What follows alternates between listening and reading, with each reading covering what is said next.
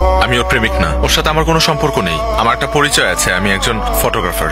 গত 3 দিন আগে ওর সাথে একটা ঘটনা ঘটেছে, খুব বাজে। সেটা হলো যে ও একজনকে ভালোবাসতো এবং সে ভালোবাসার মানুষের জন্য আসলে পালিয়ে গিয়েছে, কিন্তু দুর্ভাগ্যবশত ওর ভালোবাসার মানুষটি ওর সাথে অন্যায় করেছে, ওকে ছেড়ে চলে গেছে। আসেইনি, একা দাঁড়িয়েছিল সেই মানুষটির জন্য। এবং ওই সিচুয়েশনে গত 3 দিন আমি ওনাদের বাসায় ছিলাম। ওনার বাবা মা আমাকে নিজের মেয়ের মতো করে রেখেছিলেন। আমারও সময়টার মধ্যে ফুল সাপোর্ট দিয়েছিলেন ওনারা। শুধু একটা রিকোয়েস্ট আপনাদের 4 জনের কাছে, ওকে না ওই আগের কথাটা মনে করিয়ে দিবেন না, ওকে কিছু বলবেন না, কারণ ও আবার আপসেট হয়ে যাবে। থ্যাঙ্কস ব্রাদার, তুমি আমার ফ্যামিলির জন্য যে কাজটা করেছো সেটার জন্য আমার ফ্যামিলি সারা জীবন তোমার কাছে কৃতজ্ঞ থাকবে। গত 3টা দিন আমাদের ফ্যামিলির উপর দিয়ে কি গেছে সেটা আমরা ছাড়া কেউ জানে না।